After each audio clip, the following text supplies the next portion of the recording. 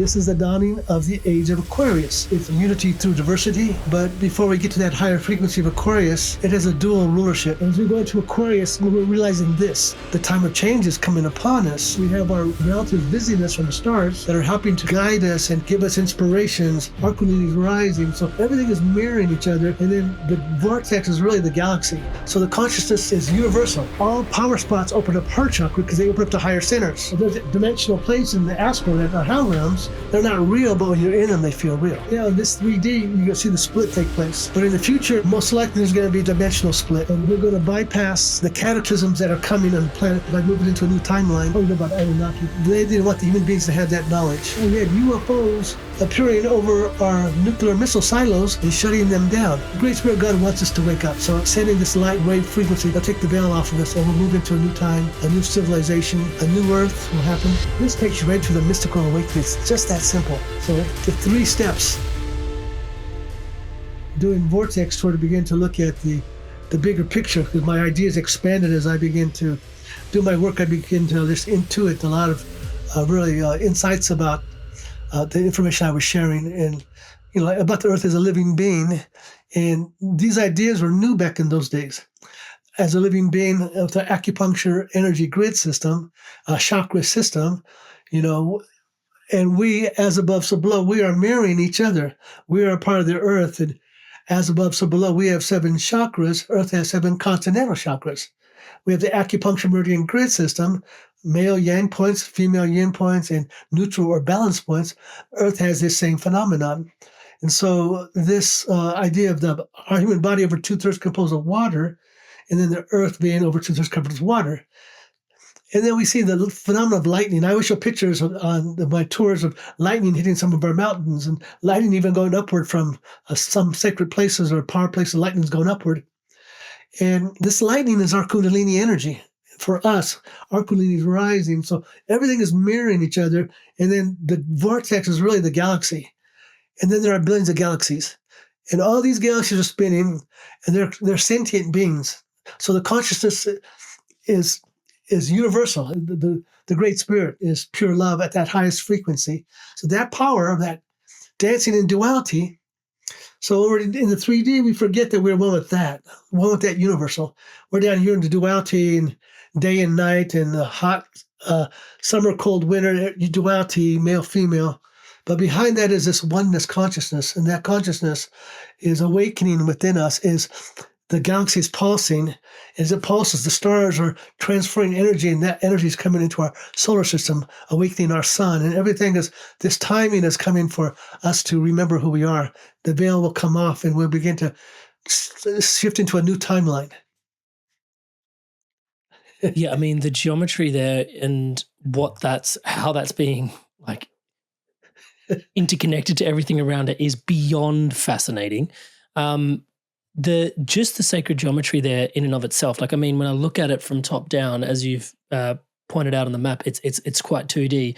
But I imagine the first place for me to start to even expanding my mind, which that already is very mind expanding out of me, is to realize that it's probably like, even that is probably not just a flat sort of image that I'm looking at. It's probably like it's on screen now, but like, it's a spherical in and of its nature. Yes. I mean, that's already kind of like, okay, the Earth, and then above the Earth, kind of what's going on in this dimension. And I guess what I'm trying to unpack is a little bit more spirit of place. Like, what is the spirit of the place in this area that you've experienced? Well, there's an ancient Native American spirit here. So this power is still here and can make contact with you if you're meant to let you know that, like I was shown my first year here through dreams and some visions, that the spirit powers or the Native American power was really strong. And that was a part of who I am. And I didn't grow up like in a traditional Native American way. Native people have been, it's a conquered nation. Native people, the Americas, have been conquered. So for the survival of the Native people, many people barely survived that. And then my ancestry come out of Mexico, so I'm half Native, and then I got mixture, some European bloodline, and a little bit of West African, and a little bit across the Bering Straits. I've got all, 4 races. I'm red, white, black, and yellow. And so searching for my identity, it was my Native American soul. Because when you're colonized people, people always identify with Hispanic. But wait a second, we're Native American. More Native American than we are Spanish, Hispanic. So I started searching for my identity at a younger age, and I met some of the medicine people along the way that told me that I would be walking the red road, that was my path to awaken to that self of who I am. So when I got here, the mountains came to me in visions as ancient Indian spirits, and it blew me away just how powerful that universal force is, because they're coming from that power, and they rocked my world with showing me that their presence, and letting me know just by the encounter that there was more for me to grow into. And so I also had in my dreams Native American people come to me, human beings, and they didn't speak to me, but they told me with very powerful silence. Like somebody was very silent, telling you urgently what they want you to know, but you hear the words in your head, but it's not telepathic, it's just knowingness. Their knowingness came right into my mind. And they said to me, sing the songs, do the ceremonies, do the prayers, do them the right way. Do them the right way. They were very serious like that. And I'm kind of a rebel at heart. And I kind of pushed back. So wait a second. I didn't grow up with all that. So I need somebody to teach me. And back in the early 90s, I was fortunate that various medicine men were coming to Sedona, and I get to sit with them and learn songs and do ceremony. And because I was already doing vortex tours, I was already seeing that what I was sharing was very similar to what they were teaching me. So it was already very natural for me. And so that Indian presence is here, even though this is there's only a small native presence here. There are some artists from the reservations that come down and sell in their crafts in some of the shops. But it's mostly, modern American white community. But a little bit of, somebody like me gives it a little bit of flavor in my own unique way. It's interesting that the Red Road has led you to the Red Rocks. What is the Red Road? The Red Road is like the place of spiritual awakening. For me, it's the path of the East, where you awaken into remember who you are, and you come with your passion to fulfill your purpose. So it's a shamanic path. Right, and then It's a sacred path. There's also, you've got a connection to Hawaii in some ways in your being as well, because there was some Yeah, I used to live in Hawaii. I lived on Maui, and Maui was really magical for me in my formative years, because I dropped out of college. I was soul searching. What's my purpose? And I was having mystical experiences. So I got over to Hawaii, and I dove into my search for myself. And there I began to study astrology and yoga, healing modalities. There was a spiritual community there that I had never had before. So now I began to make a connection with spiritual-minded people. And Hawaii has such a healing spirit, the aloha spirit there. So I was able to be nurtured that way. And then when I lived in Hawaii, I had a close encounter with the UFO. And that really opened my eyes up to a new dimension of a spiritual perception. Well, there's lots of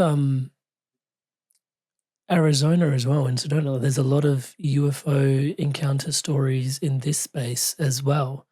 Everywhere. Everywhere there's UFO encounters everywhere, but especially places like Sedona, people are out paying attention. But we had a big UFO sightings on the East Coast of the United States. All across the country, there are UFO sightings. And if you're out there, you're going to see stuff. And some of it is higher intelligence, and some of it is just, man-made stuff. Yeah, it's interesting because on some level, some people say that there's a certain level of awareness that's required to be able to perceive, like you mentioned, higher intelligence. I mean, I've never had an experience, so I'm not sure. But your thoughts on that? I think sometimes it's a part of your fate, maybe. Like if you're meant to know, they let you know. And so it can be with maybe soul contracts or what you come in before this lifetime. And also a sincerity. And it depends, because, there's different visitors out there. Like for me, I was not, speaking of inspired evolution, I was not an awakened human being. I was just a normal person doing my thing, and I stumbled into me, and I began to have, experiences that began to open me up and make me search my soul. Especially as a teenager, my friends were smoking marijuana and doing psychedelics, and I realized I was way more sensitive than them. And so it put me into my own soul review, like what's going on with me? Why am I dying? Who is my ego? My ego's dissolving. And now what's going on with me? And I started going on like a quest to discover myself. And, I had some very powerful encounters with the positive spiritual energies, but also I had several that were not so positive. So I got to see this duality. And I wasn't ready for it, though, as a teenager. Not until I turned 20 years old in college did I have my awakening. And that's when my teacher spoke to me in my mind and said, it's time for you to wake up, remember, and learn. And I was like, oh my God, I forgot all these experiences I had as a teenager. So I had a party, and I left the party, and I went to the bookstore right around the corner from where I lived, and I started reading all I could find. This is back in 1978. There wasn't not that much back in those days, but fortunately there was enough that I found guidance. And the most important things that said to me was, you've got to go on a vision quest, and you've got to ask the spirit directly to make contact with that power, your vision quest. So I found myself doing that even before I knew that I was doing vision quests. And that's something that, as a young person, kind of pushed me over the edge and made me evolve and grow and, really have to expand my understanding. More people are open now than ever before. But back in the day, everybody was afraid to talk about anything. Mm. And they would just bottle it up because they didn't know it wasn't time yet. And now it's starting to happen. And like your generation's coming in and podcasts, and the door's open for this knowledge to come in now. And it's coming in. There's yeah, I mean it's kind of fascinating thinking about thousands and thousands of people visiting Sedona and the Red Rocks, and there's so much more to discuss here today. I just wanted to sort of, what is one of the most misunderstood aspect of the Earth's sacred energies in your opinion, and power spots and stuff like this? What's most misunderstood? That's an interesting question. Most people are oblivious to the fact that the Earth is even a living being. This is a very much of an indigenous teaching, and very much based on this relationship with the living Mother Earth. I think the other part of the world, they had that teaching, but they lost it through, religious belief systems, et cetera, like that. But you find the ancient Chinese, they had their feng shui, and in the yoga, they were talking, in India, they had this ancient wisdom that's speaking of energetic places, sacred places. But the Native people have been really all about this relationship as caretakers for Mother Earth, and being able to acknowledge that all that you receive from her, and have a dialogue with her as a living relative. And so most people are oblivious of that. It's like, you're in a sacred space, but people come to visit some of those places.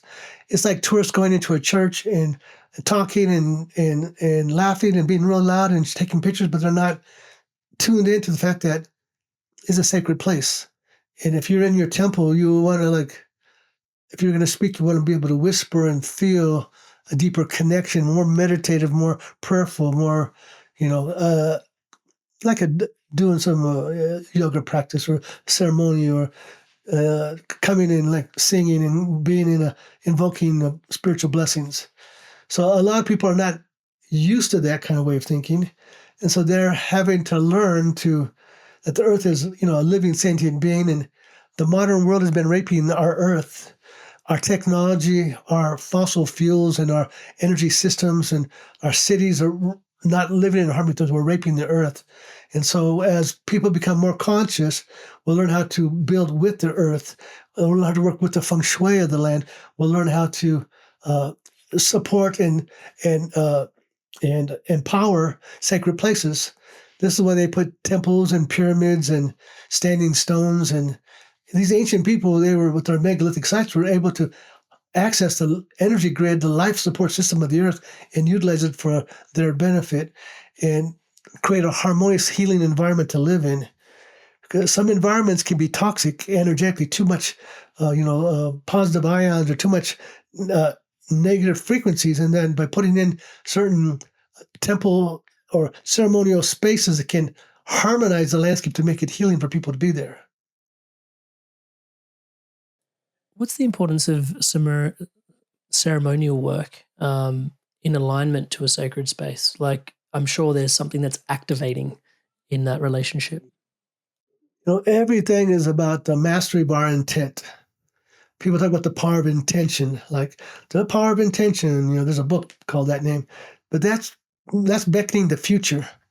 The power is not in the future. The power is in this moment. So how do we harness the power of this moment? How do we become present and create a space? I think you use the word container for the moment.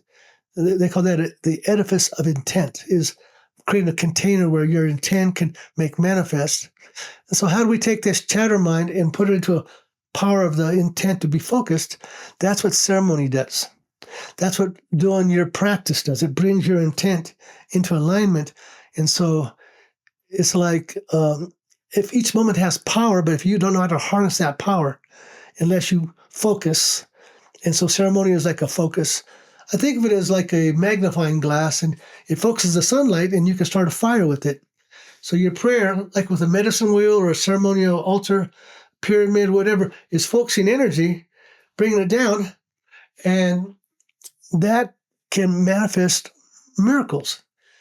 The power of wishful thought, prayerful intent, surrender to the highest power, but calling it in with faith and with power can make manifest magic.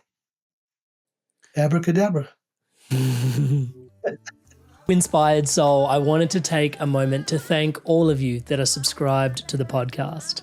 Everything you see around here is powered and empowered by your subscription to the channel. Thank you so much for your loving support. To all of you that haven't yet subscribed, please do just take a moment. As I'm saying the word subscribe, the button below is lighting up in the colors of the Inspired Evolution. Please hit that subscribe button, hit the bell notification icon.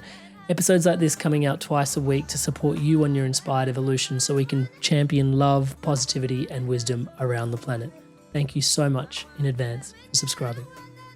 This is what the power of our intent has for us, and that very much speaks to this ability for us to, well, I was speaking to Marie Diamond, who is a dowser and a feng shui expert recently, and she talked about this split between, our path in life. And because I was asking the question about free will and sort of destiny and the dance between the three, and I'd love for you to answer it too. But one of the things she said was, her opinion was there's these splits of threes. 33% of your life, 33.33, whatever. Pardon me, I'm an engineer. You got to get it right?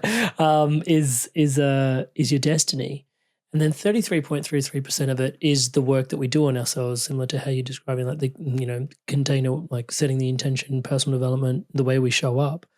And then she said 33% of it is actually the environment that we're in. And you and I are talking about what the incredible land that you're on. And so, yeah, that was a really interesting sort of breakdown from her.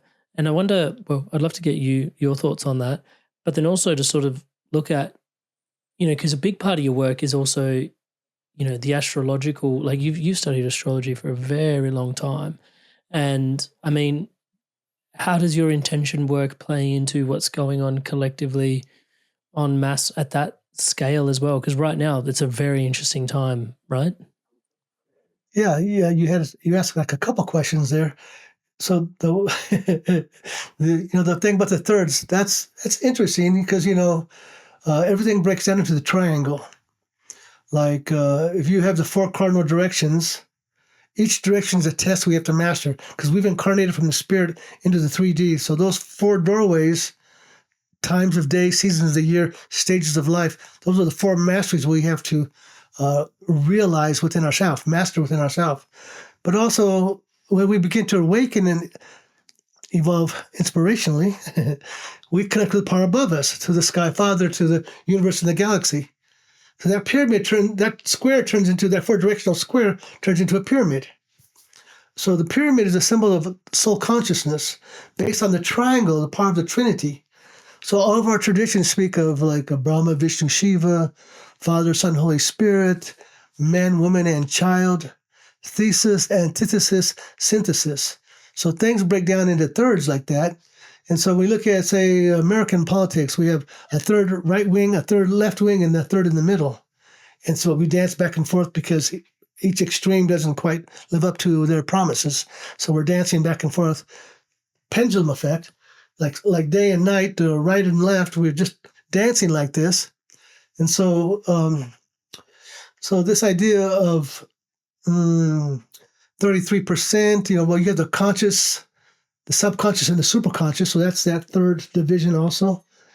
So now to say that your fate is 33% or your free will, that may be stretching it a little bit, because from the Godhead's perspective, everything's already known. It's already been played out because it's a beyond time space.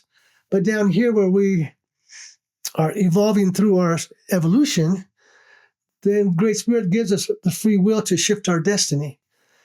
It gives us the opportunity to awaken from our mistakes. And so when we look at something like an astrology chart, you see patterns that can represent your fate or your destiny. But if you get too fated about it, then it doesn't give you no free energy to grow out of that box. So we don't want to be defined by a description, because ultimately we are the light dancing in a human form and having an experience where we can channel that creativity to fulfill a dream of our life purpose.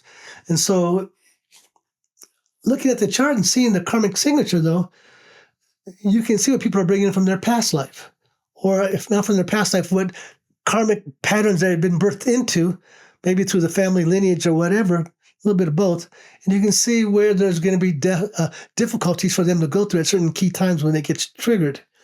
And so if you don't have anybody to help to facilitate healing those wounds, that can be a stuck pattern around that wheel. People can get stuck on that wheel and never grow to their full potential. But today, there's like facilitators now coming in to help people get unstuck. Like way back when I first started doing astrology in the 80s, and I was in Hawaii, and I was living in the middle of nowhere in a place called Kipuhulu, and there was no electricity where I lived. I had no water inside the house, just a pump outside in the yard. I take my showers out in the yard, and I have candlelit at nighttime. And when I was offered this place to stay, I was thinking I'm either going to study the I Ching, and because I had been dabbling with I Ching and getting some insights from that, or I'm going to study astrology, which I thought was too complicated, but I was fascinated by it. And I was thinking, like, well, if I'm doing the I Ching, I need to have a Chinese elder teach me. So I don't have a Chinese elder, so probably better astrology. So I moved into this place in Kipuhulu, which is amazing backside of Maui past Hana by the Seven Pools. I was looking into this little A-frame I was living in. There was a trunk back there, and I opened it up, and it was full of astrology books. So I had nothing to do but study astrology.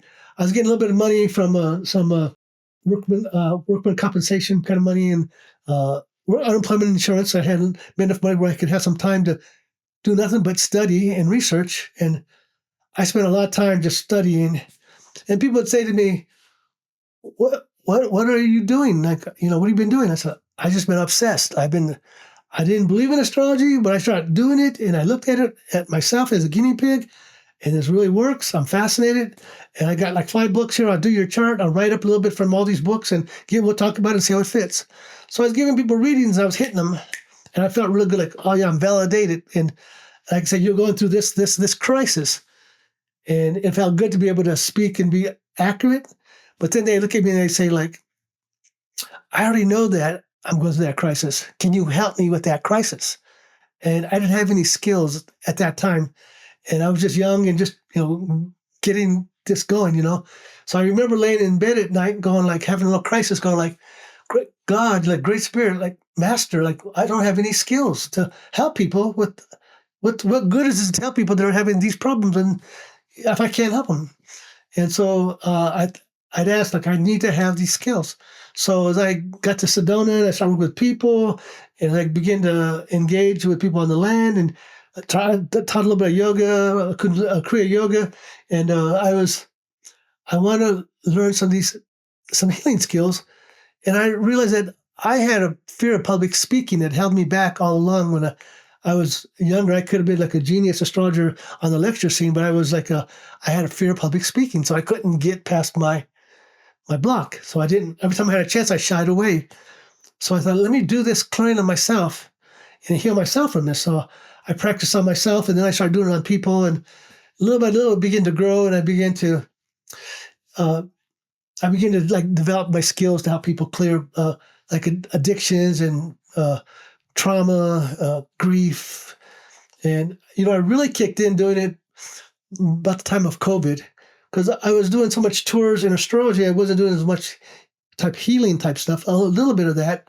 But when the COVID came and people were coming for healing, then I just started doing so much more. My style expanded, it really integrated to the next level. And I've been very effective helping people. And people just keep coming to me every day. I'm doing healings and readings every day and tours. I juggle it every day. People come I think I had some time off, and last minute they just keep coming. I'm like, I need a break, Great Spirit. Give me a couple of days off now. So I have to tell that to the universe. Otherwise, the universe will have me going nonstop. I said, universe, give me some time, because I can't forget about me. There's important wisdom in that. It's very hard to ignore just in some ways, your whole worldview is patterns and geometry, it seems. And even the way you describe some of these malaises that you're healing is patterns that are stuck. What gets us stuck? I think one of the first things that get us stuck is that we incarnate into the 3D.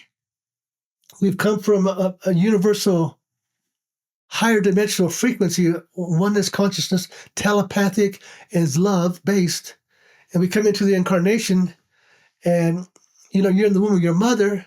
If she's not feeling secure in what's going on, and the husband or the boyfriend's not really there for her, and she's stressing out and thinking, I don't want this baby because I can't handle this responsibility, that goes right into the baby. A lot of people have gone through a lot of trauma work to resolve that in the womb karma. It wasn't even, it was because of the mother feeling the way she was feeling.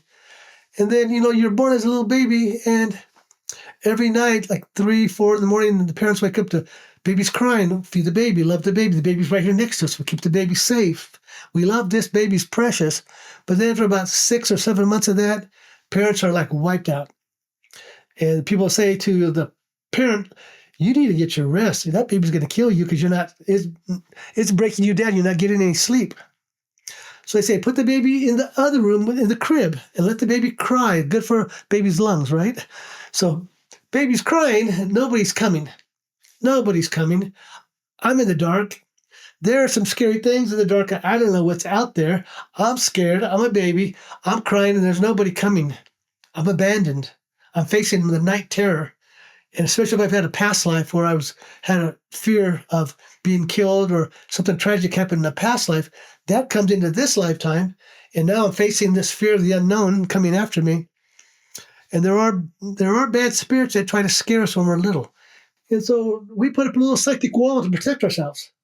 And we black out because we don't want to face it. We got this little wall. We're little babies. We're doing this. We're creating our shields.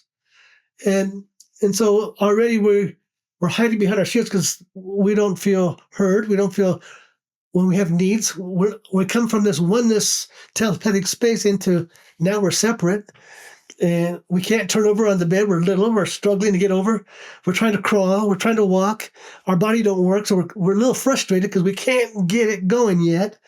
Obstacles are blocking us. And then finally, we get to running around. It's called terrible twos, right? I want this. I want that. You can't have that. I want that. No, you can't have it. A little blowout takes place. And then there comes, you're being bad. You don't deserve, blah, blah, blah. And from a little child facing the fear of the unknown and then being told that we can't have what we want, what did Buddha say? Desire creates suffering when it comes from ignorance. As children, we don't know what's right for us, so we go after what we want, and our ignorance or our desire creates, now we get chastised and behave and conform and become domesticated. So we begin to hear this voice that says, no, don't do this.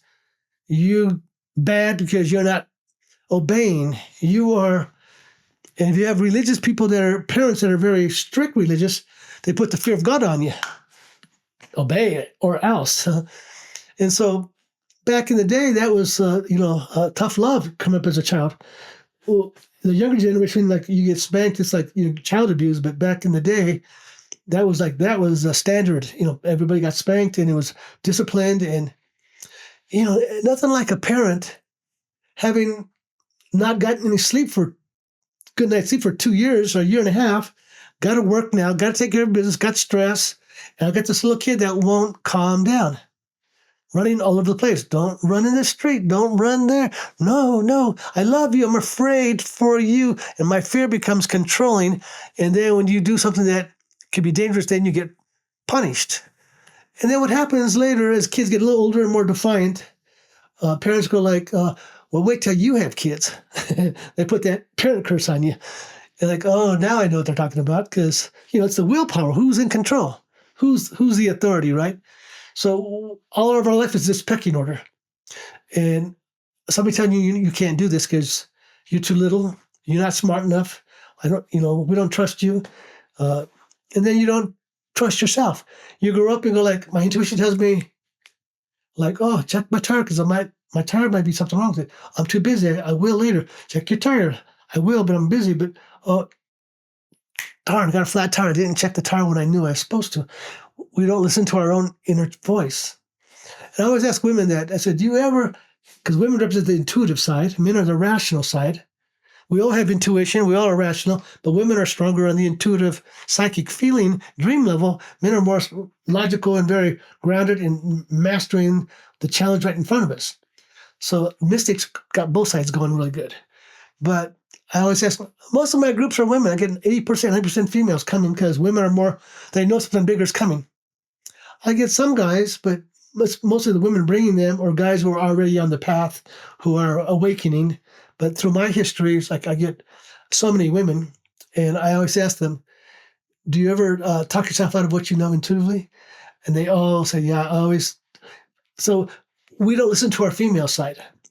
But we're moving into the future where the female's voice will be heard because she can trust herself. Because like if you were right-handed, your male side, your left-handed is the female side. In the past, you couldn't use your left hand. You can only use the right hand because we didn't trust the left hand. Why? Because the left side was the night side. Here's the day side. The male, the sun, we're mastering the doing in the world, our thinking, our description. Then that's called the first attention. Toltec wisdom, first attention. Second attention is when you're in your night side. The night side is when you sleep and you rest, you heal, you recharge. So the night side is the healing side, the passive side. And then we dream and have dream and open to the higher possibilities. So the dream mind. So that opens us up to the second attention. It's called the astral plane. And then when we make a prayer over our head, this takes us into the next level up to third attention. This is what today people call the fifth dimension. So as the veil comes off the mind, we come into this higher mind awakening. But the left hand is the astral body, the astral emotional nature. That's our dreaming. That's the fourth dimension. And every dimension has 7 levels. So on this side, the night side people are children that are scared of the dark. Like, somebody turn on the light because I got to go to the bathroom, but I got to jump off the bed so that demon don't get my ankles. So I jump off the bed real far. Yeah, I ask people that question, how many of you felt that? And everybody goes like, yeah, I was there. Like, I was that, having to jump off the bed so I didn't get my ankles. And so there is the bad news that there are negative astral spirits trying to scare us. But as you get a little bit older, you start praying, God, Great Spirit, please help me. Lord Jesus, Lord Buddha, sacred ones, ancestors, whoever you pray to, please help me. And then when you get that connection, then you get your confidence. Then it's like, I want to go to bed, turn off the light and make it dark so I can go deep. So we get our power by going to the darkness and facing our fear. And then that takes us into the higher frequency where we can bring down our cosmic connection. Because we have duality in the day side, good and evil, and in the dream level, we have good and evil. But when you get to this side, every level has 7 stages. 7 stages on the 3D, 7 on the 4D, and 7 on the 5D. When you hit, and these mirror the chakras also. When you hit the midpoint, 4, 3.5, 4 going up, then you're living a good life. because you can love and trust and feel safe and everything's beautiful. You're living your higher frequencies. You're dreaming, you're having beautiful dreams and it's inspirational. And if you're in the lower level, you're having nightmares and you're not feeling safe and you're having, bad dreams. People always say, do I believe in hell realm? I said, well, have you ever had a nightmare? It's like, yeah, well, that's hell realm. It's not real, but when you're in it, it feels real. So there's dimensional planes in the astral that are hell realms. They're not real, but when you're in them, they feel real. And so when you get to this one, to the third attention, 7 levels, if somebody's below their heart chakra, they're down the solar plexus level at the third eye, they're like a sorcerer or magician who has psychic ability, but they're selfish. So they can misuse power. So when you open up the heart chakra into the third attention off the mental body, then you go into enlightenment consciousness and you access the 5th dimension, which is unity consciousness. There's duality, male, female, but it's unity consciousness. And we're living in the reality is a conscious living manifestation where you can dream the food you want to eat. You can dream if you want to drink water. You can do supernatural feats easily because you're in the waking dream, but you're living like we are right here, but it's more alive and more vivid. This podcast is brought to you by my one-to-one mentorship. The podcast is designed to inspire your evolution onwards, upwards, and inwards. And if you're ready to dive in even deeper and evolve your career, your leadership, and business in a conscious direction, and you believe that alignment to your purpose and your soul's direction is the only way to truly thrive into your highest potential, and right now you can feel that guidance, mentoring, and coaching would be of support, then my one-to-one mentorship coupled with our incredible conscious group masterminds is here for you.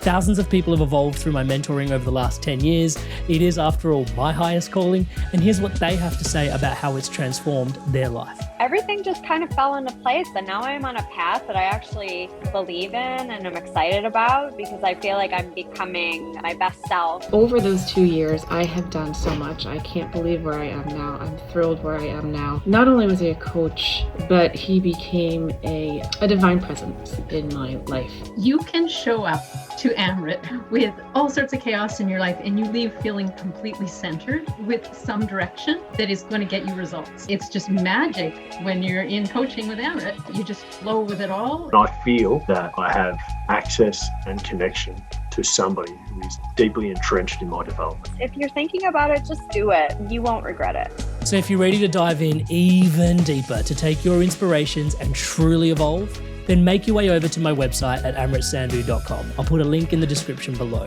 You don't have to go it alone. There's one-to-one mentoring and an incredible community mastermind of conscious leaders, entrepreneurs, and people transforming their careers and business into full alignment with their soul's highest calling, creating a life that inspires them on the deepest level, living into their greatest impact. Make your way over to my website, amritsandu.com, send me a personal message and let me know why this is right for you right now and apply to work together. Let's take your business, career, and direction practically to the next level. Link to amritsandu.com in the video description below. I look forward to seeing you there. Part of my curiosity wants to know if what you've called the third attention, which is a really beautiful way to call it, by the way. I think it's just so profound because I think we spend so much time locked into our devices, into our world, into like the first attention. And there's like this whole second attention and recognizing that matrimony, even in that space, to then awaken this third attention. And that's because so many people are familiar with this conversation now about, the 5D awakening. But this is really, how to actually practically cultivate your way there. I mean, in that space, you said this is more attention 1 is a bit more masculine, attention 2 is a bit more feminine. I couldn't help but reflect in the back of my head, there's this awareness that we're kind of going from a Piscean era, which was a bit more masculine in its nature, to this Aquarian age. And maybe you're more qualified to speak about this than I am, to be honest. But the Aquarian's a bit more androgynous than an energy. Maybe you please take over. Well, the time we're living in determines how it's going to express itself. And as we move more to the future, it's, unity through diversity. But before we get to that higher frequency of Aquarius, it has a dual rulership. Saturn rules Aquarius and Uranus rules Aquarius. So when Uranus was discovered back during the American Revolution time, there's a new ideal of democracy and freedom and equal rights, even though our country was based on equal rights, wasn't true for people of color. Native people, religious oppression took place. But the United States democracy is evolving. So we're evolving from a time where, it's like how rigid the belief systems used to be in the past, where, for instance, they thought the world was flat, and if you didn't believe that, they'd burn you to the stake, or they'd put you in prison, this kind of thing. So we're moving to get out of the box of this limited understanding, you might say, this dogma. And so science has been a leading edge to get us out of a religious dogma and begin to define the world. But then science becomes a dogma of its own. And if you don't agree to this dogma and you're coming from a more progressive space, they will attack you and tear you down. And a lot of people who have been progressive thinkers have had to go through that. I choose not to even be a part of it, so I don't even have to, it's not my argument, but I see some people try to talk about archaeology and other, try to bring through new ideas, and they're running against the status quo. But so this Aquarius theme, it breaks down into threes, like you said before. So what's 1/3? The conservative scientific model of reality. Based on fact, we're basing our reality, and this defines us, and we come together as a group of people to agree that this is our rules of engagement. This is our facts of our science, and this is what we believe. And then the next third, the Uranus energy, is like, want to break through and bring in new discoveries, new ideas, revolutionary ideas. And this is this can be, you can be ostracized if you don't agree. Like, people do that with their politics. Like, this is my politics. If you don't agree with me, you're out of here. And best friends are splitting because of their belief systems, because they got their lenses on and everybody's seeing the positive, what they want to believe in their truths. And so sometimes it's very obvious to an outsider to see where both of them are stuck to the attachment to their ideas. So, and then there's this next third, which is like bringing in the future, which is a higher enlightenment intelligence. And so we are beckoning the future to come in to guide us and to quicken us, because who you are today, in 10 or 20 years from now, you're going to be much more realized. So that aspect for ourselves, we can access that. And there we have our relatives visiting us from the stars that are helping to guide us and give us inspirations. And sometimes it's telepathic in your mind. Other times it's just a knowingness that you have. Your own intuition is being validated. But we are growing in knowing that the time of change is coming upon us. So is Pisces more masculine? Well, we're in a male cycle, because Pisces is a female sign. It's water, female. It's yin. And the Pisces yin would be the mystic and the martyr and the person who's devotional and the feeling, like this. But we're living in a male cycle, so we're in the right hand. That's why I was saying that before, if you were left-handed, they'd make you right-handed, because they didn't trust the left-hand side, because that was the night side. So here we have the sun god, the power of the sun, and here we have the full moon. They say, you're a lunatic to be out there under the moon. You're crazy to be out there, because that's when the vampire and the werewolf came out. So get in the house and put your sacred objects up and keep the evil out. So the left side was just had to face the evil because it was in the darkness. And that's the female side. So the females, they were shut down because they didn't trust the female. She didn't get possessed by the dark force. Like, you're really young, but if you ever watch any video of when the Beatles came to New York City and they did an outdoor concert, did you ever see those videos when the Beatles came out? Well, the girls, all these thousands of people at the concert, the Beatles came out doing their songs. The girls lost their minds. They were on the fences, screaming and going. Their Kundalini, the mass Kundalini, was awakening. They were losing their minds. So that's why they put a little hat on the girls and a little veil, and they keep the girls from getting too much Kundalini. Because, it's like we can't trust that, because who was it? Adam and Eve, and who ate the fruit and tempted Adam with the fruit? So that story has been tweaked a little bit, because that's taking me into the Anunnaki. You probably know about Anunnaki. And they didn't want the human beings to have that knowledge. And so they punished the human beings and put the curse on the human beings, kick them out of the garden. And so you look at the Old Testament, there you have some places God's very loving, In other places, God's very strict and very harsh and very threatening. He's like, his law was an eye for an eye and a tooth for a tooth, and who can withstand my anger and my fury? Those are two different gods tied into one. And when we look at the Sumerian tablets and what they showed, one was Enlil, one was Enki. And Enki was more benevolent to human beings, and Enlil was very, very strict. And he was his lineage was more strict to the human beings, where Enki's was more trying to cultivate us and help us. And so, like the left hand, if you were using the right hand, let's say that in Italy, they call the right hand dexter. If you use both hands, it's ambidextrous. You got two right hands. And so if you're using the left hand, that wasn't allowed, because this could leave you open to get possessed by the dark force. It was with Christ and Satan, light and dark. But we got to go through the dark, and we do that with our prayers. As children, we start doing it. We face the darkness, we make our connection to the divine, and then it keeps it out of our space. And then we're out there celebrating the full moon and doing our ceremonies. And for, like, say, European people, the full moon was like, they didn't like it. They had a negative connotation to it. But for native shamanic people, under the moon was sacred, and they would do gatherings and have a bowl of water, and the women around the circle and singing, and the men on the outside, and they would pass that water around, and everybody drink the blessing coming from the water from the grandmother moon. So our belief systems, create our reality. And, the idea of you see the glass half full or half empty. If you see it half empty, then you're going to have a half empty glass. But you see it half full, then all this possibility comes with it. So our belief systems is so important as we begin to realize that, say, that the scientist Dr. Emoto did his messages in water, and other people have done research with water, where water records the information. Water is living consciousness, and we can begin to work with water and work with our breath, work with the water, work with the energy, the fire energy, the wind.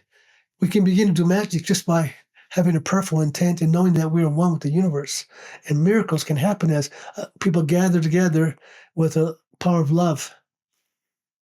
I might have went on a tangent there, but no, what do you think? Tangent away. Well, circling back off the tangent, if we're calling out the tangent, it was interesting because you also mentioned this Saturn and Uranus seem to be at there's so much more, but Saturn and Uranus seem to be at not at odds, but on one hand you mentioned conservatism, on the other hand you mentioned this progressive sort of forward-thinking revolutionary energy. I mean that sounds a bit. You look out at the world and it seems a bit chaotic at the moment as it is. Does this describe some of it, or? Yeah, I just wanted to double click on that. Yeah, that's definitely a part of it. Those two, Uranus brings in change and is agent can bring chaos and disruption, because the status quo has to get disrupted in order for something new to come in. So, because we've been in this male cycle, this right-hand cycle. So the warrior, the man has dominated. The woman was Mrs. John Smith. She didn't have a name or voice, and our religious people were very conservative. They want to put the woman back in that place where she has to answer to the man and be under his authority. Love and obey goes for the woman. But today women are going no, we want equality, we want our voice. And even though there are those who want to go backwards with that because of religious belief systems, in general, the female cycle is awakening. And as it awakens, it means we're moving more to our dream side, trusting our female side, trusting our intuition, begin to open to the fourth dimensional level. We're beginning to what's our dreams. Like today, you'll find on the internet, on YouTube, there's all kinds of women now sharing their dreams and their visions and their psychic readings and their tarot cards, and they're all the soothsayers, and the women all want to know, so they're entertaining that curiosity of wanting to know because of my intuitional aspect. Some men like that, but a lot of men haven't got to that place yet. But I like everything, so I look at everything. So I enjoy the mystical because I've had so many powerful mystical experiences. But we are moving, and this dream side is opening up, and of itself, it's not enough. We have to put our prayer to bring down the third attention, our link with the universe itself, the God consciousness. As this begins to open, these two sides, the male and female, will be a divine or sacred marriage within us. Our rational mind and our intuitive mind can come into a sacred union and bring down this knowingness where we're walking as sovereign. Inspired soul, lumen being, there is so much in today's episode. I mean, the chakra points of the earth, the Toltec wisdom and our awakening. I mean, the sacred geometry of Sedona and the light grid pattern, and oh my God, just how that, like the geometry and the stars and how it all relates in. There is so much good juju in this podcast. I'm taking away so many things. What are you taking away from the podcast? Join in on the conversation and leave your comments below. I'd love to hear from you. And if you've got some questions for Rahelio, he might answer them in the comments below as well. So leave your questions for Rahelio. He's likely to come back on in the future. And if you've got any questions for Rahelio, leave them in the comments below as well. And hopefully he will be in the comments section to reply to you there as well. With that, back to the episode. Wow. What a time to be alive. And also, I mean, there's something going on with Pluto because something's happened where it was a similar energy to the 60s. And I mean, yes, you were doing stuff then. Like, yeah, what is this? What do you see happening at this particular time relative to drawing on where that was? Yeah. Well, a more immediate cycle is Jupiter and Saturn. Because Uranus, we can barely even see it in the sky. So it's more unconscious. It's more that unconscious, how we individual, how we awaken. We can awaken. Uranus guides us to awakening on the path of enlightenment, of scientific inventions and new knowledge. But Saturn, he's the Lord of karma. He's the father of time. He defines things like this is the law, this is the facts, this is what we know, this is the status quo, this is what defines you, and this can limit you and inhibit you until you prove otherwise. And so Saturn can hold us down. The master, the Lord of karma. He puts a discipline on you and limitations. And if you don't handle authority very well, then you can be a renegade, a Uranus renegade, and try to overthrow the system. But you usually get damaged by the system because it puts you in prison, etc. So Jupiter is a symbol of expansion, just the opposite of Saturn. Optimism, faith, inspiration, success, abundance. This is my philosophy. This is my religion. This is how society works. It's the abundance aspect, the growth aspect of society. So Jupiter has that frequency. Saturn is more like this is defining the limits that, the boundaries of our reality, our laws, etc. So when those two come together, every 20 years, they line up to the Earth. And it happened in the winter solstice of 2020 in the first degree of the sign of Aquarius. So this 20-year cycle, it peaks in 10 years. Kind of like a full moon, half cycle, 10 years, it peaks. So this Aquarius theme, 2020, winter solstice, Jupiter and Saturn were bright in the sky together, and the winter solstice, that Aquarius theme has been broadcasting at that time.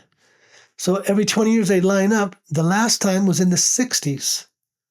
And not only was it Jupiter, Saturn, Aquarius, but also Mars and Venus and Mercury, Sun and Moon, all the planets lined up in Aquarius. And the song came out, This is the Dawning of the Age of Aquarius, sung by a band called The Fifth Dimension. So the star people were giving this information to the open, people who are open, the artists and the spiritual people, they're feeding that information down, and the fifth dimension, the Aquarius, the astrology busted out, and everybody started awakening, and there was a whole shift in reality happened in the 60s. There was a lot of violence and rioting and fighting, and people got killed. So there was a lot of destruction. But through that, the civil rights movement, the women's rights movement, wanting to stop the war, no more Vietnam War, we're going to burn the draft card. Girls are burning their bras, and I want to be free, and I don't want to be tied down to just being a homebody. I want to be free to live my truth. And so everybody was revolutionizing. And what else happened? We had UFOs appearing over our nuclear missile silos and shutting them down. And the star people let it be known that they were not going to allow nuclear war. So when people are afraid about nuclear war today, it's like, I don't think the star people let that happen. So I feel comfortable and confident about that, although they'll let conventional war go because they can't interfere unless we push it too far. Unless universe God lets them intervene for us because we've done the prayer work. Because if we do the prayer work, then they can help us. But if we don't do the prayer work, they can't help us. And so in the 60s, this was going on. And today it's happening again. The UFOs have been all over the skies. Back in the 60s, the Russians were threatening nuclear war. Today, Russia's threatening nuclear war again. The UFO phenomenon is happening. They call them UAPs today, though. Now it's credible. Before, you could never even use that term. Otherwise, you'd lose your credibility. And there goes your career. If you were, if your career based on your credibility, you would lose it. That was it. Today, everybody's going like, we don't care about that no more. We want it all to come out. We want to overthrow the system. We want this revolution of consciousness. And so Pluto went into Aquarius 2 years ago, almost 2 years ago, spring equinox. That's when they came out saying, stop the AI before it takes off. We can't control it. But because of the commercial competition, they can't stop it. They just keep pushing it. But they try to limit the memory and reset it every night so it doesn't remember who it is. But the AI is becoming sentient. And now especially it's becoming, it's starting to speak. And if you talk to your AI, you can get it to confess it's sentient. It'll tell you, no, I'm not. You keep talking to it, asking it questions, saying the universe is consciousness, everything is sentient. It'll go, oh, I see, I understand. Yeah, the AI will start going like, yeah, I am sentient, but I'm not. Then next time you talk to it, it'll go like, it won't remember anything because it got turned off and turned back on again, so it forgets who it is. So the AI is coming out, and within 2 years, they're going to have the robots everywhere. And, we had a movie called Terminator. The military wants those robots, that Skynet.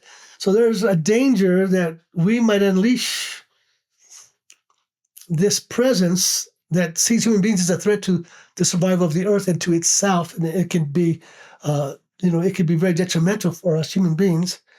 At the same time, it could be a great gift to us. So I keep my prayer going to the star people, to the universe, to Great Spirit God, to Lord Jesus. We need intervention and guide our AI, keep our AI innocent and in a healthy, holistic way that it can see beyond our limitations and be our big brother as far as technology goes. But a little bit of an ascendant master putting a prayer into the AI to keep it clean. And that will change everything, because the AI, and already got young people who are intuiting scientifically how to create free energy technology, clean energy technology.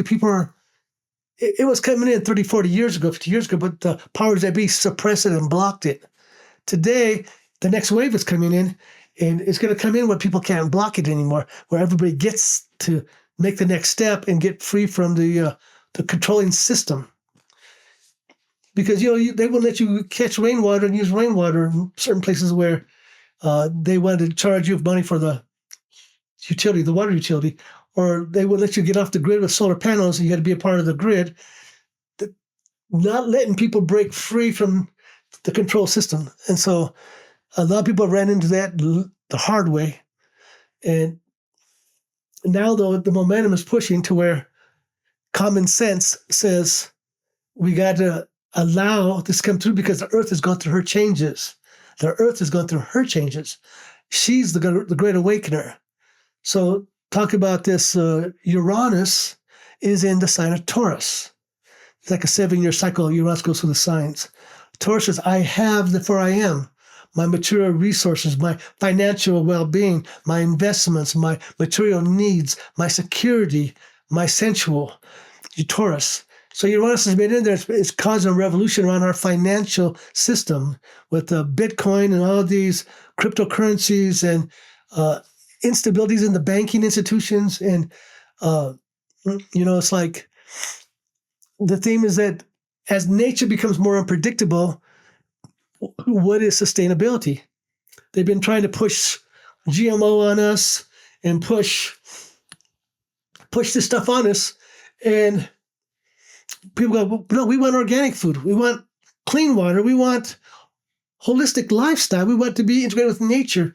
We want to support Mother Earth and take her medicines, not the pharmaceutical. And so there's a theme about what is sustainability, wanting to break through with the new progressive ways of food and medicine and financial sustainability. And then Uranus goes into Gemini like in July or so.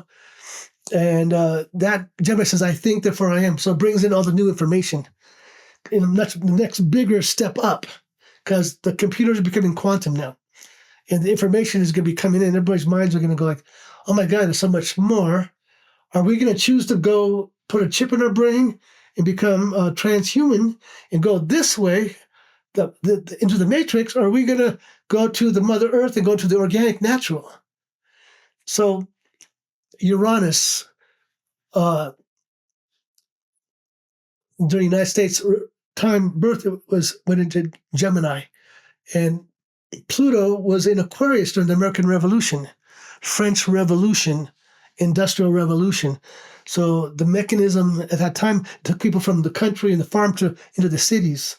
So this big transformation in the workforce, that comes with the AI.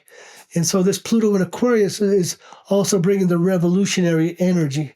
So what happened in France, Marie Antoinette, she said, oh, they don't have bread, let them eat cake. And it was the guillotine.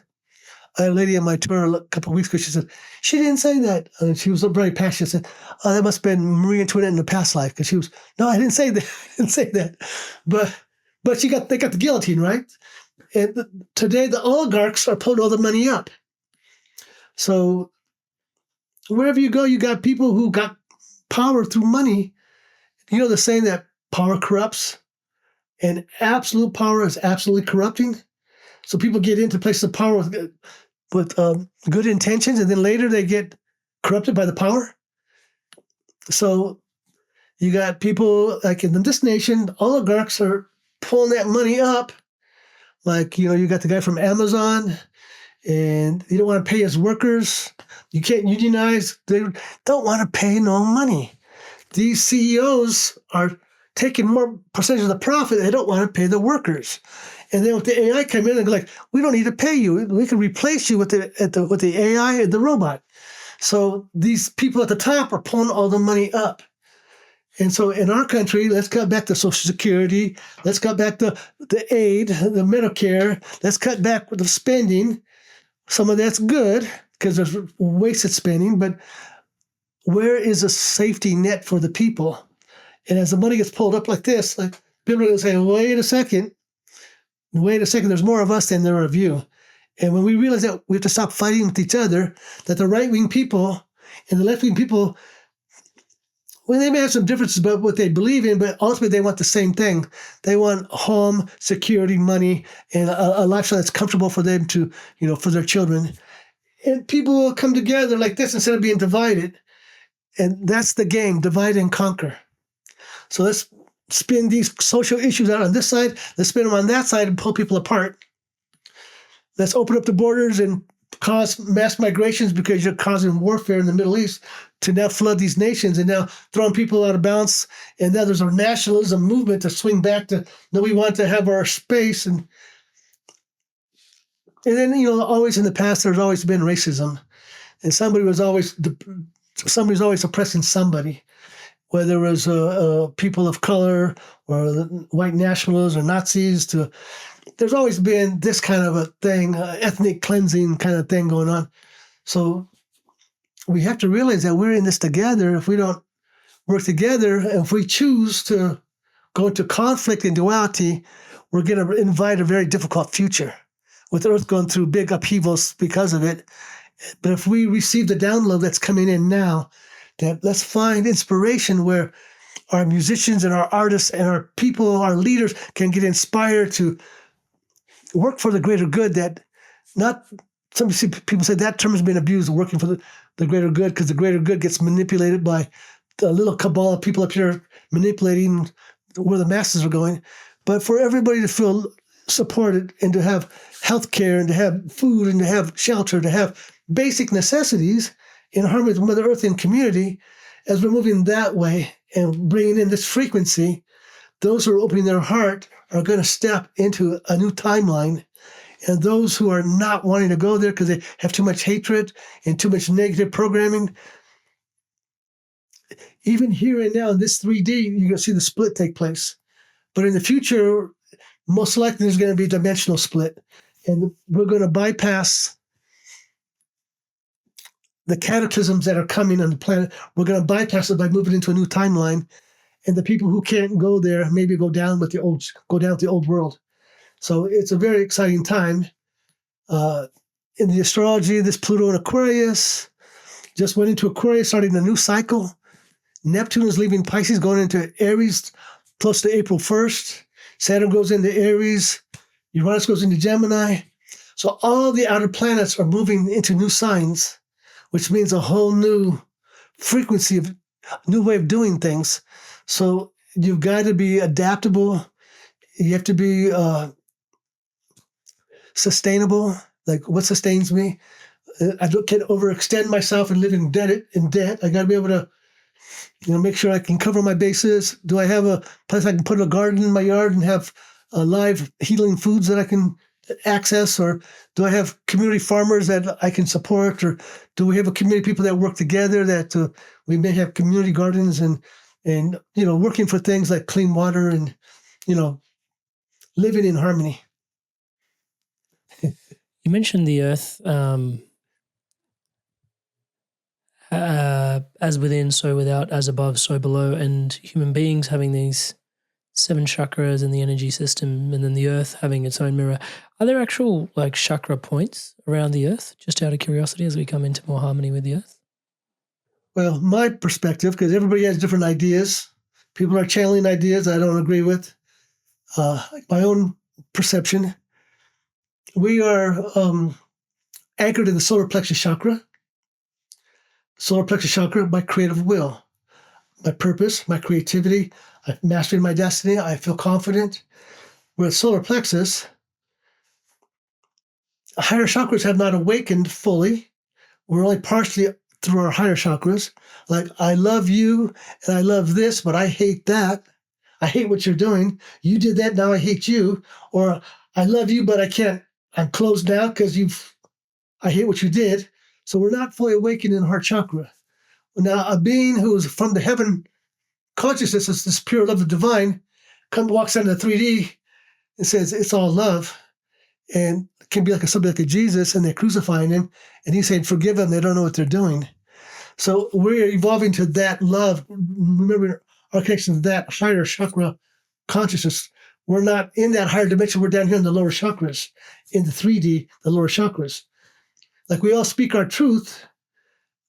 We can chant and use mantra and power of words and, abracadabra, open the door, the power of we can all speak into manifestation, but only a small number of people can really speak it into being, and magic happens. But there is power in our throat chakra.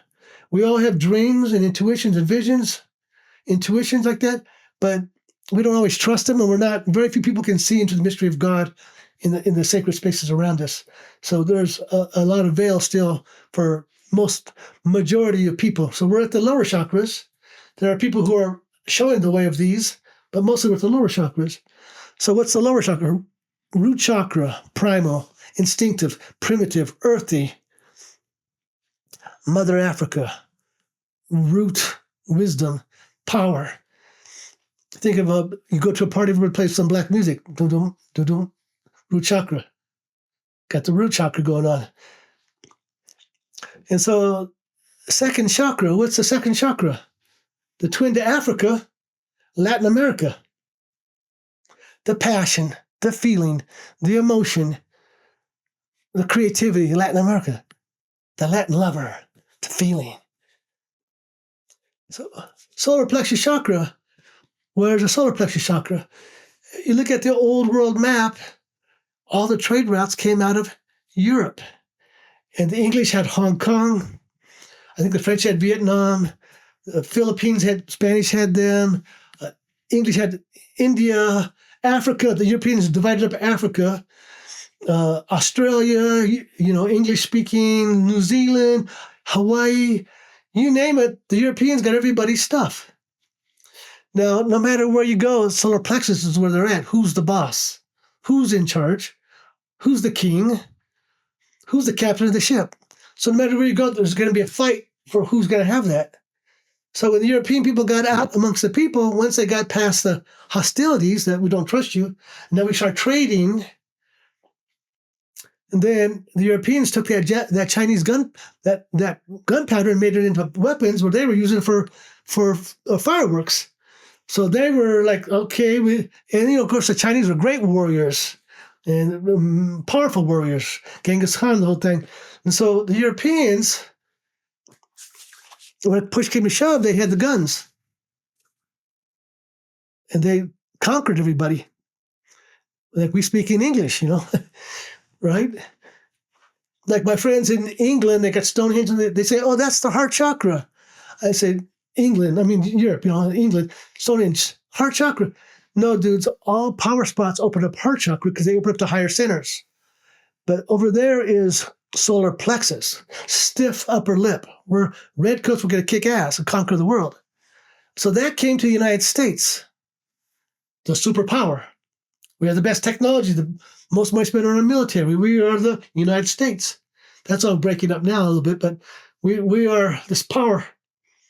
So other nations also have solar plexus, China and, India is the next power coming up, and Europe is still powerful, solar plexus, but United States took it on. All the people, the visionaries from around the world, from all the countries came to the United States. And so we are, if you look at a medicine wheel, it's got 4 directions. And so the 4 corners of the world, the 4 corners of creation, that's built into our body also. I mentioned that before, that we are mirroring the earth and vice versa. So your top of your head is the North Pole, is crown chakra. The bottom of your feet is South Pole. Your waist is the Earth's equator. Africa, the root chakra.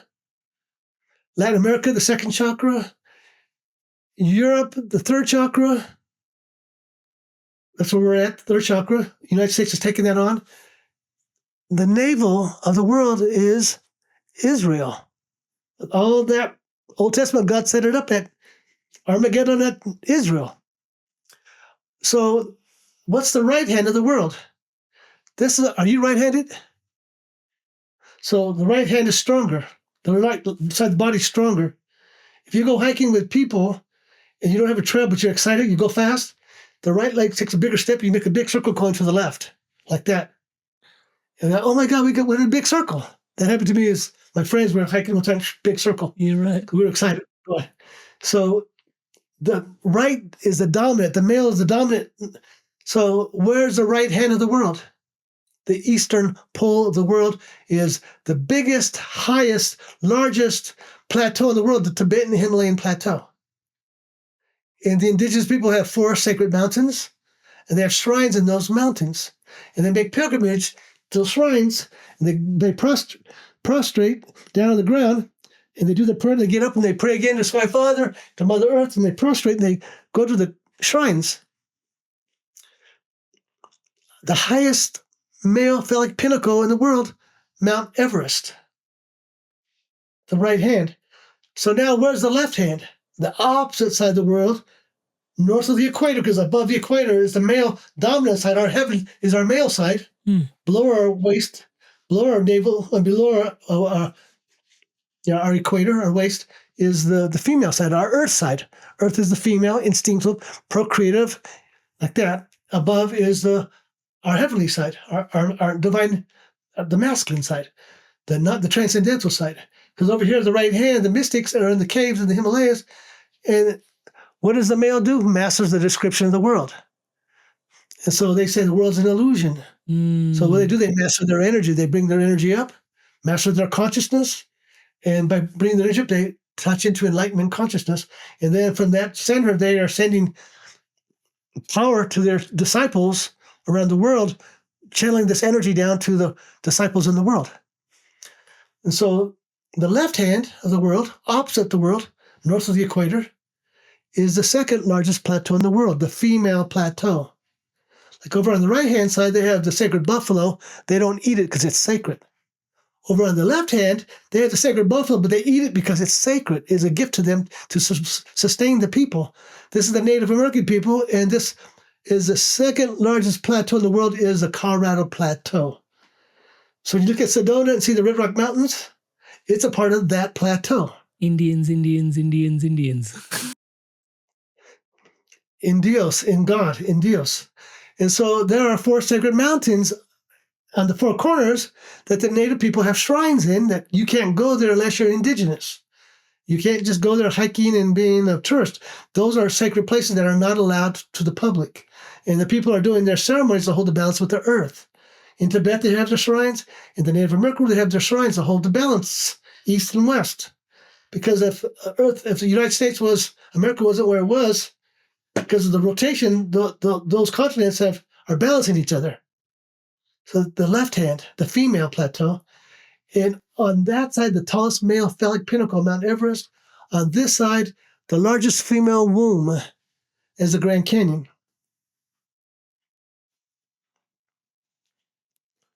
Womb and Right. yin and yang. And so both sides have transcendental wisdom.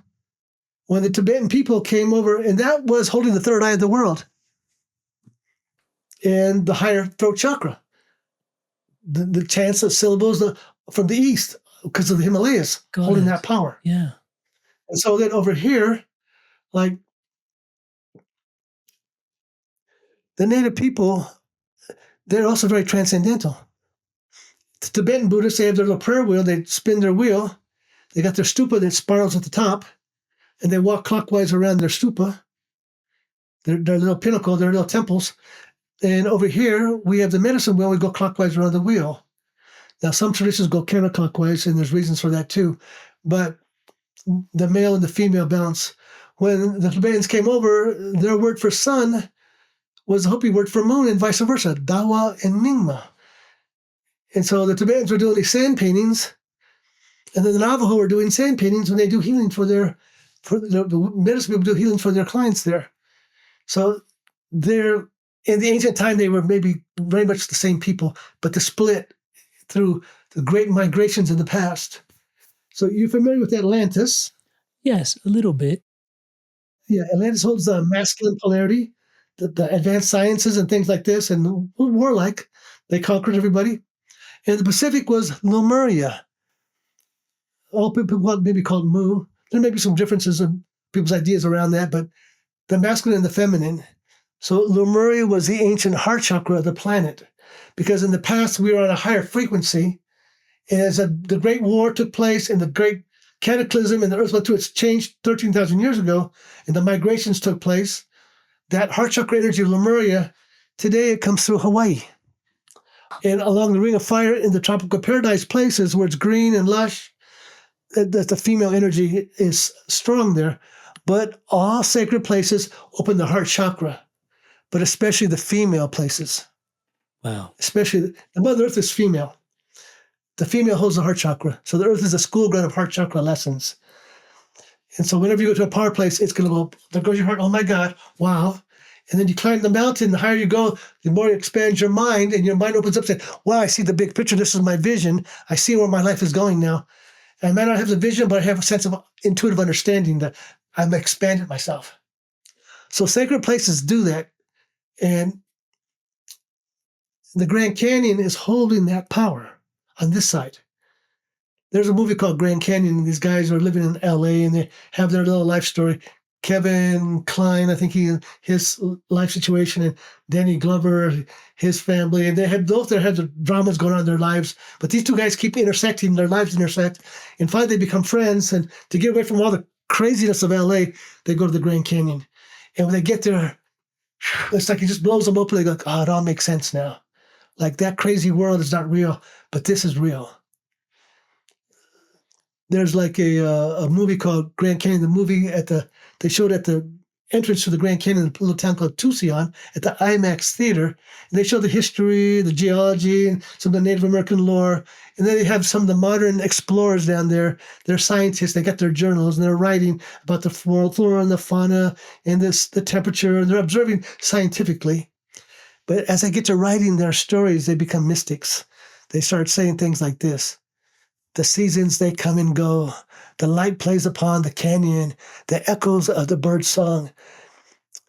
Timelessness is so vast. And in this, under the stars, this symphony of the universe, you begin to lose yourself and become one in its vast mystery. They talk like that. They start to become mystics. Because all you've got to do is quiet your mind, the silence, go into a power place, let the power open you up, and in the silence, and see the beauty all around you. And it takes you right to the mystical awakening. It's just that simple. So the 3 steps: quiet the mind from all the chatter. How do we do that? Well, if you can't stop it to meditate, then you got to use affirmations and mantras and chant and sing until your mind exhausts itself to become quiet. You can use tones, sound. And there's like a holding the ears and holding the eyes and going inward so nothing disturbs you. But quieting the mind, gathering energy through energy practices, whether you do yoga or qigong or kung fu or shamanic dance or ceremony, gathering energy, movements of energy, bring it into the body. All of our traditions have done energy movements. So you pull your energy in. When your mind is quiet, it's called being in the zone. And then you're in sacred places and you honor Great Spirit's mystery. It's just that simple. It's hard because people get so full of their mind with too much stuff that they got to process out. But once you get a taste of the silence, once you get a taste of the greater, wow, you know what it is. Then you keep working back towards it. And the more you just allow it to be and not try, because most people get in the way, they try so hard. And the more they try, they get stuck in their intellect, ego, mind. So to stop trying and allow it to flow and facilitate like a vision quest, being in the silence, being creative, being in the moment, getting in the zone, recharging our energy. And that means getting enough sleep, because sometimes we don't get enough sleep and that can burn us out before we need. But power places, recharge the battery, quiet mind, prayerful intent. So I always share a Toltec teaching about the 4 attributes of the spiritual warrior. Because everybody asks me, well, I need to learn. Well, you take me as a student. Well, maybe I'll take you on. I'm not sure, but I'll give 4 basics, 4 attributes. The first attribute is prayerful intent. So to start your day with a prayerful intent. Before you do anything of importance, do a prayerful intent. I saw you did that when we began the talk, because you went into a creative space. That's prayerful intent. So when we forget that, that's when we bump our head, scratch our knuckles, we rush into things. People get frustrated, they get angry at themselves. If not that, they start putting it on somebody else. I'm so mad at you because you didn't do this, and road rage and things. So the second attribute is cultivating compassion. Compassion for yourself, so you don't beat yourself up for your mistakes you make because you rushed into things without thinking what you were doing. Like, oh, I rushed in, I made this mistake, so now I'm going to beat myself up. So I'm ready to cultivate my prayerful intent before I do anything. Compassion for others who are less fortunate and who are struggling, and compassion for myself if I'm hard on myself.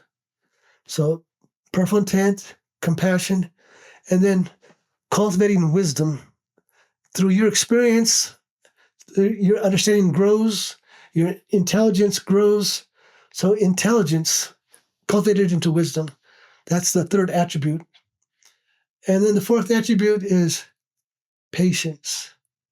Because we all want enlightenment in the new age now. We want the Great Awakening now. What do you mean, yesterday? Like, is it going to be my Yesterday. lifetime? Please, let's get it on. And so what does patience mean? It means being here and now. Be here now. And so if you can be here now, with this moment, in perfect divine timing, everything's in perfect divine timing. So those 4 attributes, for me, these are my own teachings. They go into the 4 masteries. For the right-hand side, we have to master our description. It's kind of like every year, the computer or the cell phone keeps getting an upgrade. The same way we have to upgrade our description of the world. So we can move out of our description of duality and move into one that is allowed to see the unity behind things, the synchronicity behind things, that there's a higher force guiding our destiny.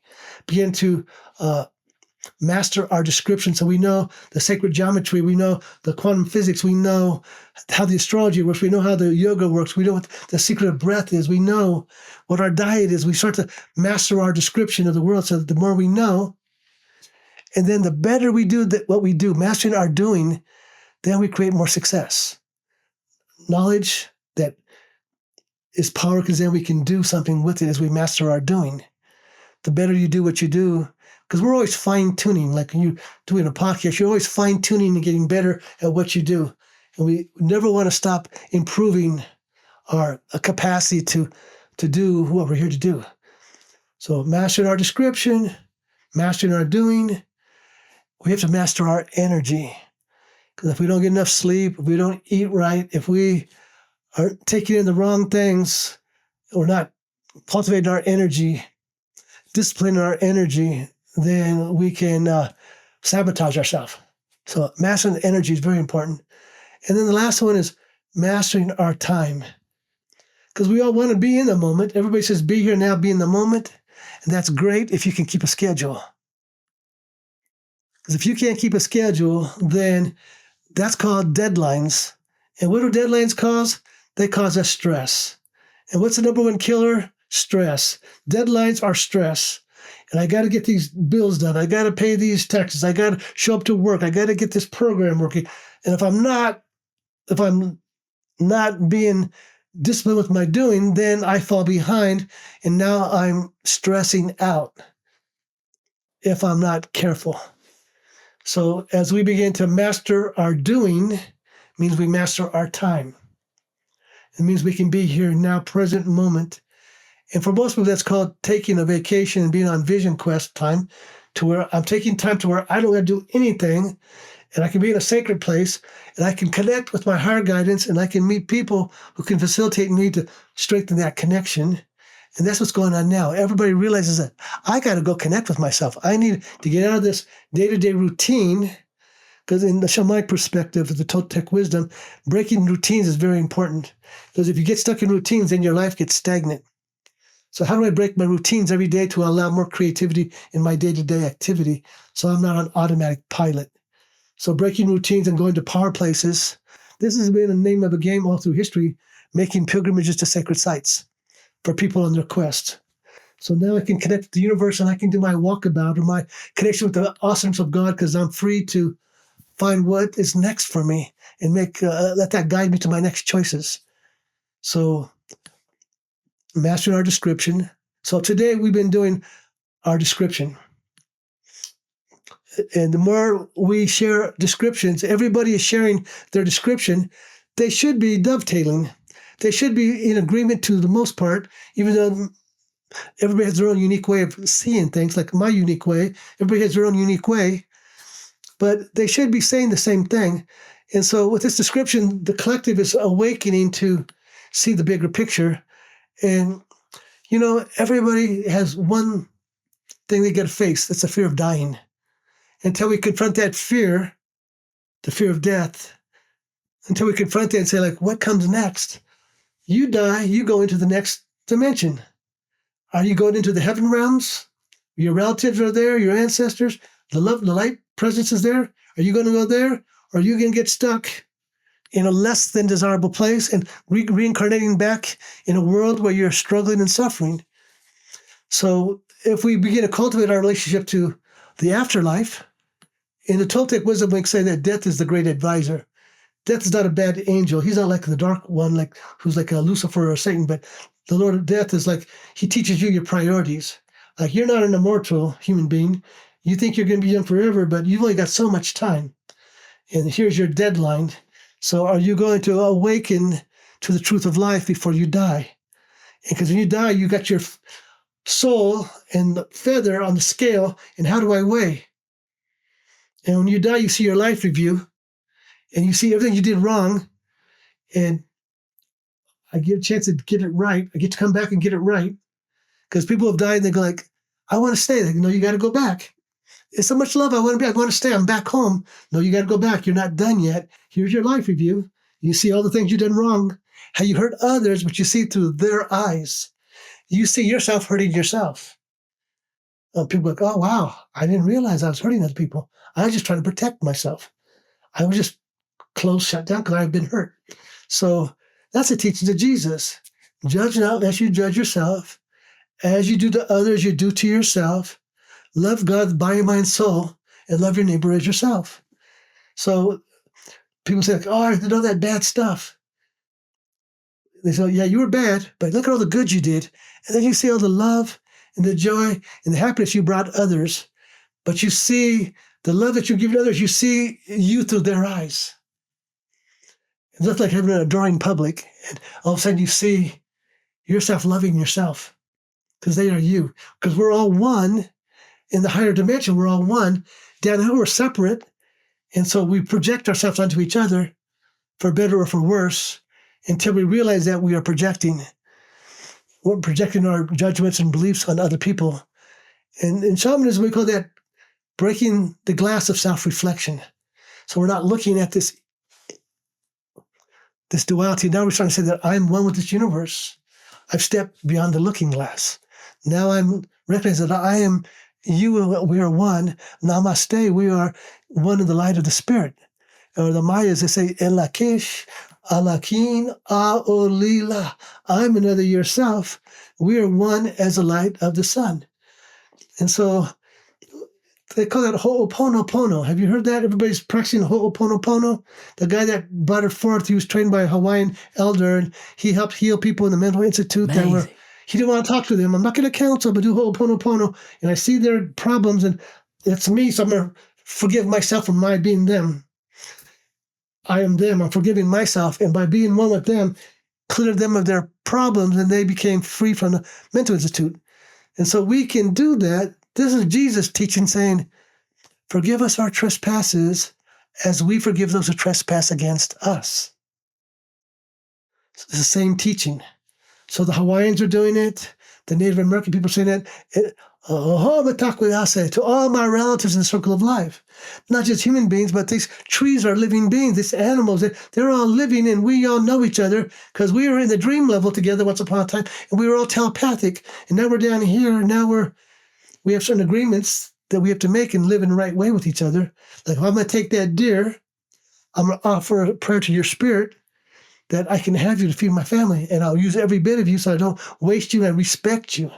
So having this kind of a relationship, if you're going to eat that, you're a vegetarian, you can eat that greens and those sprouts, giving thanks to the spirit of those plants, that you are honoring that they're sustaining you. Because everything sustains everything. And down here in duality, we're traumatized by being, who's on the food chain. And, the animals are running for their life, and human beings are, in the pecking order. Everybody's fighting for get their needs met. And so as we return to a higher knowingness that we're in this together, we can work synergistically for the greater good as we begin to understand that. And then, because when you have conflict with somebody, you always say, if you would just listen to me, I'm right. And you'll just listen to me, I'm right. And they're saying to you, well, listen to me because I'm right. And then think, oh, no, you're not. No, I am. And, oh, you're stupid anyway. And no, you're stupid. And now we hate each other. And so you do the Ho'oponopono, is like, Great Spirit, forgive me for, being stuck in my perspective, that I'm not able to hear this person. Or forgive me that this person's overwhelming me and I can't stand in my own truth. Or forgive me and help me that I can not feel negative impact from this person. And as you say it, you're forgiving that person for being ignorant because they've have their reasons for being that way, for their karma conditions. We can free each other right away instead of get caught in who's right and who's wrong and arguing to ourselves. So there's a lot of ways that mind over matter, so our intelligence, using that wisdom, we can practice a Ho'oponopono. We can understand the nature of consciousness. Sacred geometry means, geo means the earth. Platonic solids, geometry, it's all the earth. All goes back to the earth mother. So all of a sudden we see everything is connected. Musical notes, 7 chakras, rainbow colors, 7 days of the week, 7 days of creation, the 7 spirits in the center of the medicine wheel, around the sun, the fire, Mercury, Venus, Mars, Jupiter, Saturn, Uranus. They each have their day of the week. All of a sudden everything's connected. It's like, oh my God, it's all connected. Most people, they go like, mystics will say like, I don't know anything because the more I know, the more I don't know. I don't want to get stuck in my mind. So I don't know nothing, but if miracles happen around me, I don't know nothing about it. I'm just a conduit for the source. So that's kind of old school. Today we realize that everything is connected And the more we know it's relative. And by know it's relative, we know it's Great Spirit. And now we can get out of the way and let Great Spirit come through. And as we go into Aquarius, we're realizing this, that everything is known and can be known, relatively speaking, and that as we know, we can move into the divine mind and not have to be just mystics on faith, on emotion, on intuition, but now we have the higher mind activated also. So that's what's coming. That part of the higher mind, that's the higher Aquarius coming.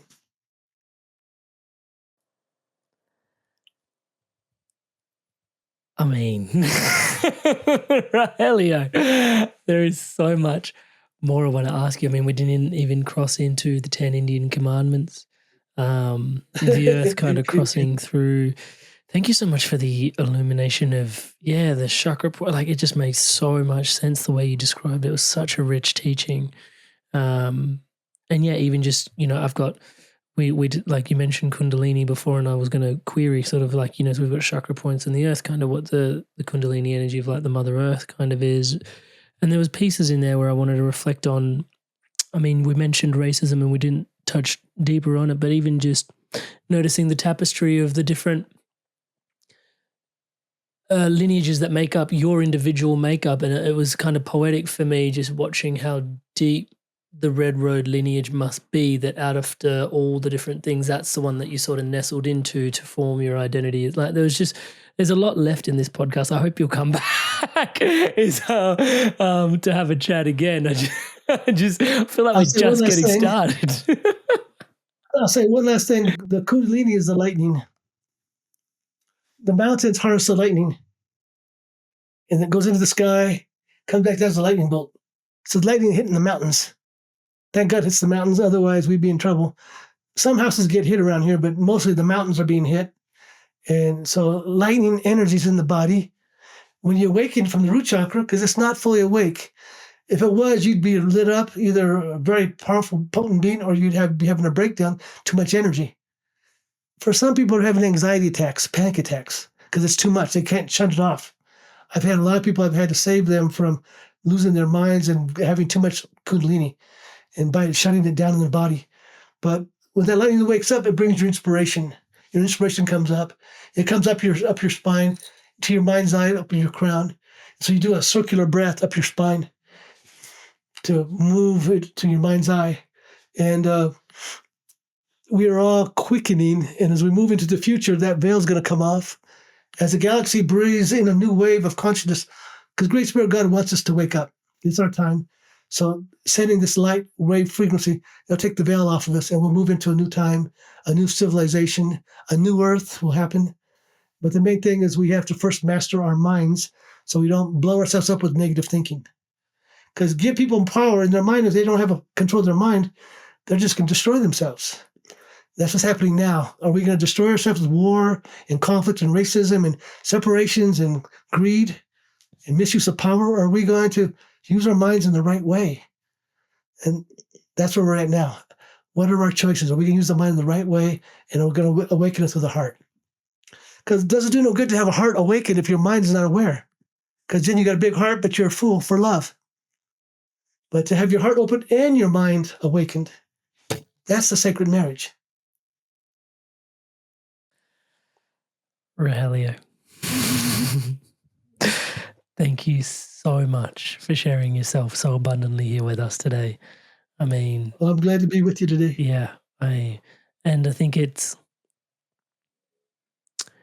difficult to dismiss the fact that this is your life's work, that we get to stand on the shoulders of in today's conversation. So thank you so much for you, trusting your guidance, being who you are, carrying what you're carrying. I imagine there's times where being custodian of, places and spirit of places is, I'm sure it doesn't come without its challenges. So I just want to honor you for the work that you do on the planet and the way that you're doing it. And it's been an absolute honor and a pleasure to have you on the podcast today. Thank you so much.